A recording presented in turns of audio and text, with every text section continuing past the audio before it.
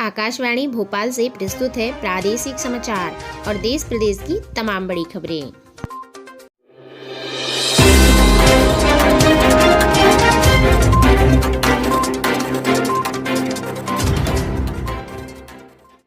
नमस्कार, समाचारों के साथ मैं रजनी आपका स्वागत करती हूँ। बात करते हैं आज की मुख्य हेडलाइंस की। पहली मुख्य हेडलाइंस, पंजाब के सीएम अमरिंदर सिंह का इस्तीफा, नए नेता का चुनाव आज होगा। शिवसेना ने की मोदी की तारीफ, लेकिन अमित शाह पर साधा निशाना। 20 करोड़ की टैक्स चोरी में फंसे सोनू सूद। इसके अलावा आज किन किन इवेंट्स पर रहेगी खास नजर, आगे आपको बताया जाएगा। देश दुनिया के बारे में बात करें तो आपको बता दें, पंजाब में कलह के बाद कैप्टन का सीएम पद से इस्तीफा। इसके अलावा कैप्टन का आरोप सिंधु पाकिस्तानी आर्मी चीफ के दोस्त पर लगाया है। साथ ही शिवसेना ने की मोदी की तारीफ, लेकिन अमित शाह पर साधा निशाना। सोनू सूद पर 20 करोड़ की टैक्स चोरी के आरोप लगे। बाबुल सुप्रियो ने भाजपा छोड़ी और टीएमसी में शामिल हुए। जल्द ही one nation one health card लाएगी सरकार। इसके अलावा आज सुर्खियों में क्या क्या रहेगा, साथ ही सोने चांदी के भाव के बाजार पर नजर डालेंगे और साथ ही आज के दिन इतिहास में क्या हुआ था इसके बारे में भी बात करेंगे। अगली बड़ी खबरों में आपको बता दें, मध्य प्रदेश की राजधानी भोपाल के एबीएम हॉस्पिटल में आग लगी और मध्य प्रदेश को मिली बड़ी सौगातें। कल गृह मंत्री अमित शाह जी का जबलपुर दौरा हुआ है और उन्होंने कई बड़े ऐलान किए हैं। सीएम शिवराज सिंह चौहान भी मौजूद रहे। अब बात करते हैं समाचारों की विस्तार से। तो सबसे पहले आज किन किन इवेंट्स पर रहेगी खास नज़र। पंजाब के नए मुख्यमंत्री के नाम पर मुहर लगाने के लिए चंडीगढ़ में कांग्रेस विधायक दल की बैठक होगी। वहीं यूएई में आईपीएल के दूसरे फेज की शुरुआत होगी और इस फेज में 8 टीमों के बीच 31 मैच भी खेले जाने वाले हैं। उत्तर प्रदेश सरकार 4.5 साल का रिपोर्ट कार्ड पेश करेगी और योगी आदित्यनाथ लखनऊ में प्रेस कॉन्फ्रेंस करेंगे। सिंधु बॉर्डर पर सड़क खुलवाने के लिए हरियाणा सरकार की कमेटी किसान नेताओं से बातचीत करेगी। इसके अलावा बात करते हैं देश दुनिया के बारे में। पंजाब में कलह के बाद कैप्टन का सीएम पद से इस्तीफा। पंजाब के मुख्यमंत्री कैप्टन अमरिंदर सिंह ने शनिवार को इस्तीफा दे दिया है। कैप्टन सांसद पत्नी परनीत और कौर बेटे और इसके अलावा रण इंदर बेटे के साथ शाम को करीब 4:30 बजे राजभवन पहुंचे और राज्यपाल को अपना इस्तीफा सौंपा। और इसके बाद चंडीगढ़ में कांग्रेस विधायक दल की बैठक हुई और इसमें नया नेता चुनने का अधिकार पार्टी की कार्यवाहक अध्यक्ष सोनिया गांधी को दिया गया है। रविवार को नए नेता का नाम का ऐलान होगा, यानी कि आज। कैप्टन का आरोप है सिद्धू पाकिस्तानी आर्मी चीफ के दोस्त। इस्तीफा देने के बाद कैप्टन अमरिंदर सिंह ने पंजाब कांग्रेस के अध्यक्ष नवजोत सिंह सिद्धू पर बड़ा आरोप लगाया है। कैप्टन ने कहा है कि सिद्धू की पाकिस्तानी के प्रधानमंत्री इमरान खान और आर्मी चीफ जनरल बाजवा से दोस्ती है। अगर उन्हें पंजाब के मुख्यमंत्री का चेहरा बनाया जाता है तो मैं इसका विरोध करूंगा, क्योंकि ये राष्ट्रीय सुरक्षा से जुड़ा मुद्दा है। गुलामी के दौर के लीगल सिस्टम पर सीजेआई की चिंता। देश की न्याय व्यवस्था पर सीजेआई जस्टिस एनवी रमना ने चिंता जताई है। कर्नाटक में स्टेट बार काउंसिल के कार्यक्रम में सीजेआई ने कहा है कि देश में अब भी गुलामी के दौर की न्याय व्यवस्था कायम है। सीजेआई ने कहा है कि लोग अंग्रेजी में होने वाली कानूनी कार्रवाई को नहीं समझ पाते, इसलिए उन्हें ज़्यादा पैसे बर्बाद करने पड़ते हैं। उन्होंने कहा है कि आम आदमी को कोर्ट और जज से डर नहीं लगना चाहिए। इसके अलावा सोनू सूद पर 20 करोड़ की टैक्स चोरी के आरोप लगाए गए। कोरोना काल में गरीब व मजदूरों की मदद कर चर्चित हुए सोनू सूद विवादों से घिरते नजर आ रहे हैं। आयकर विभाग ने उनकी मुंबई, लखनऊ, कानपुर, जयपुर, दिल्ली, गुरुग्राम समेत 28 ठिकानों पर 3 दिन की रेड के बाद 20 करोड़ की टैक्स चोरी का दावा किया है। आईटी ने कहा है कि सोनू सूद ने विदेशी डोनर्स से 2.1 करोड़ की नॉन प्रॉफिट फंडिंग जुटाई और सेल कंपनियों के जरिए पैसों का हेरफेर किया है।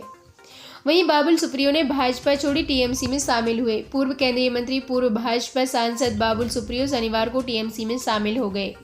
पश्चिम बंगाल की मुख्यमंत्री ममता बनर्जी के भतीजे अभिषेक बनर्जी और पार्टी सांसद डेरेक ओब्रायन ने बाबुल को टीएमसी की सदस्यता दिलाई है। केंद्रीय मंत्रिमंडल से हटाए जाने के बाद सुप्रियो ने बीजेपी छोड़ दी थी और उस समय उन्होंने भाजपा छोड़ने की बात कही, लेकिन शनिवार को वे टीएमसी में शामिल हो गए। अगली बड़ी खबर में आपको बता दें, जल्द ही one nation one health card लाएगी सरकार। यानी वन नेशन और वन राशन कार्ड के दौरान वन टैक्स के बाद अब one nation one health card की तैयारी में है केंद्र सरकार। केंद्र सरकार इसी महीने नेशनल डिजिटल हेल्थ मिशन को देश भर में लॉन्च कर सकती है। फिलहाल पायलट प्रोजेक्ट के तौर पर यह योजना अंडमान निकोबार, चंडीगढ़, दादरा, नागर हवेली, दमन दीव, लद्दाख और लक्षद्वीप में चल रही है। 15 अगस्त 2020 को प्रधानमंत्री नरेंद्र मोदी ने नेशनल डिजिटल हेल्थ मिशन की शुरुआत भी की थी। अगली बड़ी खबर में आपको बता दें कि कुंबले या लक्ष्मण बन सकते हैं टीम इंडिया के कोच। T20 वर्ल्ड कप के बाद रवि शास्त्री की जगह अनिल कुंबल या BPS लक्ष्मण को टीम इंडिया का कोच बनाया जा सकता है। रवि शास्त्री का कार्यकाल T20 वर्ल्ड कप के बाद खत्म हो रहा है। कुंबले पहले भी टीम इंडिया के कोच रहे हैं। माना जा रहा है कि विराट कोहली के साथ मतभेद के कारण उन्हें पद छोड़ना पड़ा था। अगर वे या लक्ष्मण कोच बनते हैं तो इसका मतलब होगा कि BCCI इस बार सिर्फ कोहली की ही मर्जी पर चलने वाला, यानी कोहली की जो मर्जी रहेगी उस पर नहीं चलने वाला है। अब बात करते हैं आज की सुर्खियों की। काबुल हमला अमेरिका की भयंकर भूल थी। आतंकियों के शव में किए ड्रोन हमले में 7 बच्चों समेत 10 अफगानी मारे गए थे। अमेरिकी सेना ने माफ़ी मांगी। उमा भारती का बड़ा बयान। पूर्व मुख्यमंत्री बोली, जन जागरूकता नहीं, लठ से होगी शराबबंदी। 15 जनवरी के बाद खुद इसका नेतृत्व करूंगी। दिल्ली हज हाउस विवाद। 360 गांवों की खाप पंचायत ने कहा हिंदू बहुल क्षेत्र में हज हाउस मंजूर नहीं। वक्फ बोर्ड बोला सरकार कांबड़ हाउस भी बनाए। अब बात करते हैं आज के दिन इतिहास में क्या हुआ था। 2008 में आज के दिन ही दिल्ली का बाटला हाउस इनकाउंटर हुआ था। दरअसल इस इनकाउंटर से एक हफ्ते पहले 13 सितंबर 2008 को दिल्ली में 5 जगह ब्लास्ट हुए थे और 50 मिनट में हुए 5 धमाकों में 30 लोग मारे गए थे। जांच के दौरान दिल्ली पुलिस की स्पेशल सेल जब बाटला हाउस में L18 नंबर की इमारत की तीसरी मंजिल पर पहुंची तो इंडियन मुजाहिदीन के आतंकियों से मुठभेड़ हुई। आजमगढ़ के बाद 2 संदिग्ध भी मारे गए जबकि 2 संदिग्ध गिरफ्तार कर लिए गए। एक आतंकी फरार भी हो गया था। इस एनकाउंटर में टीम को लीड कर रहे मोहन चंद्र शर्मा को 3 गोलियां लगी थी और उन्होंने उसी दिन अस्पताल में दम तोड़ दिया था। अब बात करते हैं आज की मानसून मिजाज की। जयपुर में 29 डिग्री तापमान रहेगा, सामान्य बारिश की संभावना। भोपाल में 28 डिग्री तापमान रहेगा, बारिश का अनुमान। रायपुर में 30 डिग्री तापमान रहेगा, बारिश होने की संभावना। रांची में 29 डिग्री तापमान रहेगा, बारिश होने का अनुमान। पटना में 33 डिग्री तापमान रहेगा, हल्की बारिश के आसार। वहीं लखनऊ में 35 डिग्री तापमान रहेगा, हल्की बूंदाबूंदी होगी और शिमला में 27 डिग्री तापमान रहेगा, बारिश हो सकती है। चंडीगढ़ में 32 डिग्री तापमान रहेगा, हल्की बारिश के आसार रहेंगे। दिल्ली में 33 डिग्री तापमान रहेगा, बादल छाए रहेंगे और अहमदाबाद में 34 डिग्री तापमान रहेगा, हल्की बारिश के आसार। मुंबई में 31 डिग्री तापमान रहेगा, हल्की बारिश का अनुमान रहेगा। अब बात करते हैं अगली बड़ी खबर की। मध्य प्रदेश की राजधानी भोपाल की ABM हॉस्पिटल में लगी आग। मरीजों में मची अफरा तफरी। धुआं भरने से बेड छोड़कर भागे। जनरेटर की बैटरी में विस्फोट होने से भड़की आग। आपको बता दें भोपाल की ताजुल मस्जिद के सामने ABM हॉस्पिटल में शनिवार देर शाम आग लग गई। आग भीषण होती इससे पहले मरीजों को अस्पताल की दूसरी बिल्डिंग में शिफ्ट किया गया। कई मरीज खुद ही बेड छोड़कर सुरक्षित जगह पहुंच गए। घटना में कोई जनहानि नहीं हुई है। मौके पर पहुंची फायर ब्रिगेड ने आग पर तुरंत काबू पा लिया। आग अस्पताल के बेसमेंट में रखे जनरेटर की बैटरी फटने से लगी थी। मध्य प्रदेश को मिली बड़ी सौगातें। गृह मंत्री अमित शाह ने किए कई बड़े ऐलान। CM शिवराज सिंह रहे उपस्थित। आपको बता दें कि केंद्रीय गृह मंत्री अमित शाह जी ने शनिवार को मध्य प्रदेश के जबलपुर में प्रधानमंत्री उज्ज्वला योजना 2.0 की शुरुआत की है और आज करीब 5 लाख महिलाओं को मुफ्त LPG गैस कनेक्शन भी दिया है। PM उज्ज्वला योजना 2.0 योजना का उद्देश्य आर्थिक रूप से कमजोर पृष्ठभूमि के लाखों परिवारों को स्वच्छ रसोई ईंधन या LPG गैस कनेक्शन के साथ विशेष रूप से ग्रामीण क्षेत्रों में लाभान्वित करना है। वहीं मुख्यमंत्री शिवराज सिंह चौहान जी ने भी कई घोषणाएं की हैं।